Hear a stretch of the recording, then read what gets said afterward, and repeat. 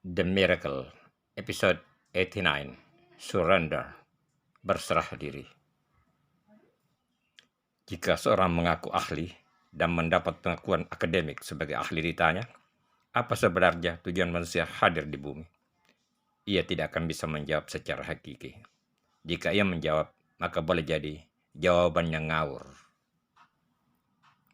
Otak manusia tidak dirancang untuk mengetahui segala sesuatu, baik hal-hal yang nyata di dunia, apalagi yang gaib sebelum kelahiran manusia, serta pasca kehidupan di dunia.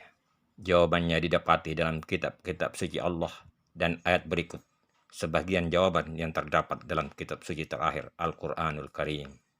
يا أيها الذين آمنوا اركعوا واسجدوا واعبدوا ربكم وافعلوا الخير لعلكم تفلحون وجاهدوا في الله حق جهاده هو اجتباكم وما جعل عليكم في الدين من حرج ملة أبيكم إبراهيم هو سماكم المسلمين من قبل وفي هذا ليكون الرسول شهيدا عليكم وتكونوا شهداء على الناس فأقيموا الصلاة وآتوا الزكاة واعتصموا بالله هو مولاكم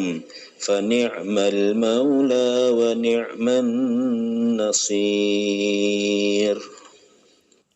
Hai orang-orang yang beriman, rukuklah kamu, sujudlah kamu, sembahlah Tuhanmu, dan berbuatlah kebajikan, supaya kamu mendapatkan kemenangan. Al-Hajj 77. Dan berjihadlah kamu pada jalan Allah dengan jihad yang sebenar-benarnya.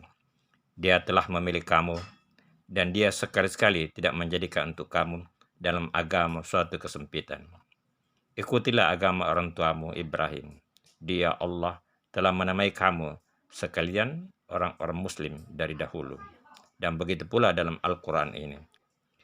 Supaya Rasul itu menjadi saksi atas dirimu, dan supaya kamu menjadi saksi atas segenap manusia. Maka dirikanlah sembahyang, tunaikanlah zakat, dan berpeganglah kamu pada tali Allah. Dia adalah pelindungmu, maka dialah sebaik-baik pelindung dan sebaik-baik penolong. Al-Hajj 78. Yang menarik, ayat sajadah yang bila dibaca atau mendengar bacaan ini, dianjurkan untuk sujud, termasuk dalam salat. Ditempatkan pada nomor ayat 77. Saat kita sujud, maka 7 bahagian tubuh bersentuhan dengan lantai atau alasnya. Bahagian tubuh yang bersentuhan itu adalah 1 kepala, 2 dan 3 tangan kanan dan tangan kiri, 4 dan 5 lutut kanan dan lutut kiri, 6 dan 7 ujung kaki kanan dan ujung kaki kiri. Ayat Al-Fatihah berjumlah 7. Bumi diciptakan dalam 6 rangkaian masa menjadi 7 saat fase berfungsinya bumi bagi makhluk manusia. Di luar bola bumi ada 7 lapisan langit kokoh yang sementara ini dipahami sebagai lapisan atmosfer yang melindungi bumi dari intervensi atau bahaya planet di luar angkasa. Bagi orang Indonesia dan Melayu ini menarik. Mungkin kosakata ini berasal dari bahasa Sanskerta. 7 atau angka 7 berkonotasi tujuan.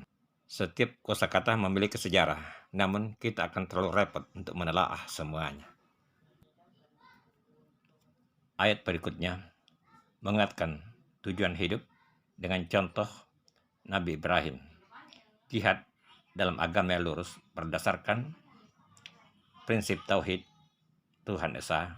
Tidak ada Tuhan yang patut disembah selain Allah.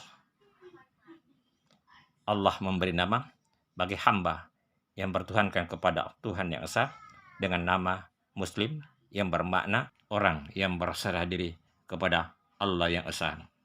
Kata ini mengandung makna pelaku atau aktif partisipal yang agamanya disebut Islam. Menjadi kata benda bermakna penyerahan diri.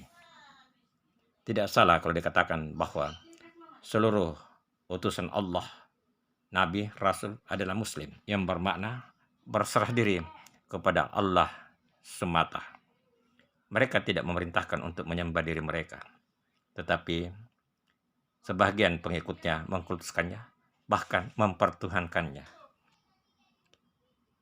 Ada pihak yang mengandalkan pengetahuannya dan memiliki sederet gelar akademik, menyangkal bahwa Nabi, khususnya Nabi Ibrahim, bukanlah seorang Muslim.